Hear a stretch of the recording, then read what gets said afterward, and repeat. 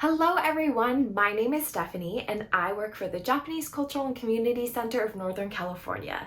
Today I am very excited to share a story from Japanese children's favorite stories.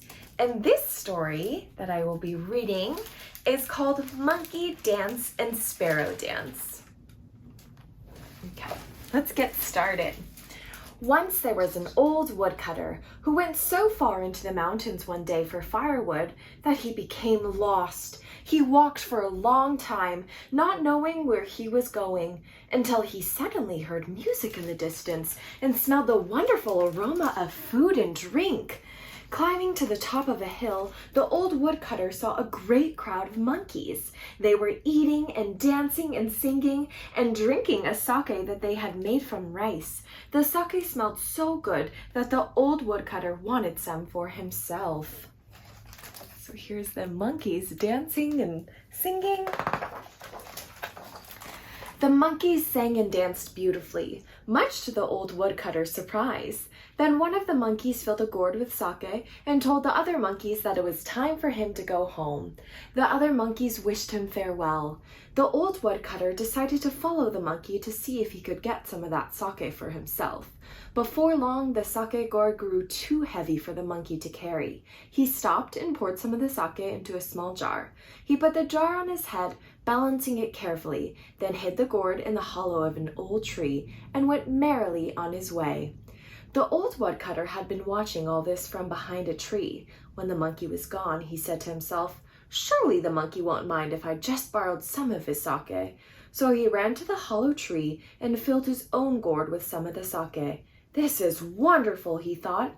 "If this sake tastes as good as it smells, it must be very fine indeed. I'll give this to my wife, if I can find my way home."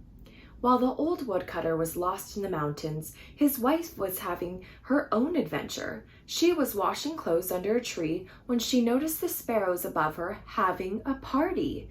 They were drinking a sake that smelled so good the old woman just had to have some. So those are the sparrows having a little party. So when the sparrows had finished dancing and singing, the old woman quickly tucked one of their sake gourds under her robe and hurried home. "I'll give this to my husband," she thought, "and if it tastes as good as it smells, it must be very fine indeed." No sooner had she arrived home than her husband also appeared, having finally found his way. "I have something for you," they said at the same time. They told each other their amazing stories, then exchanged their sake gourds and drank deeply. The sake tasted delicious. But no sooner had they drunk it than they both felt an uncontrollable desire to dance and sing. The old woman began to chatter and jump around like a monkey, while the old woodcutter held out his arms and chirped like a sparrow. First the old woodcutter sang, "100 sparrows dance in the spring, chirp-a-chirp-a-chirp-a-chirp, ching." There they are, dancing away. Then the old woman sang, "100 monkeys making a clatter, chatter, chat, chatter, chat, chatter." They made so much noise that their landlord came running to their house.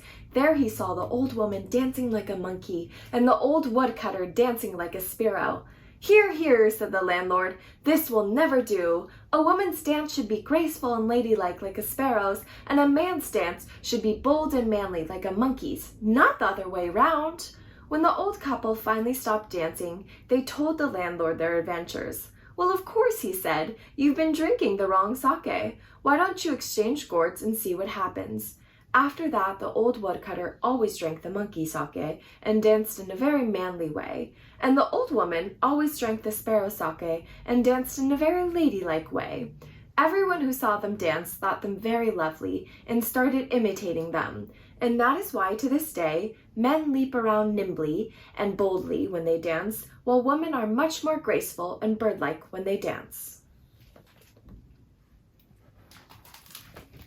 And that is the end. Thank you so much for listening to this little Japanese tale, and I hope you enjoyed.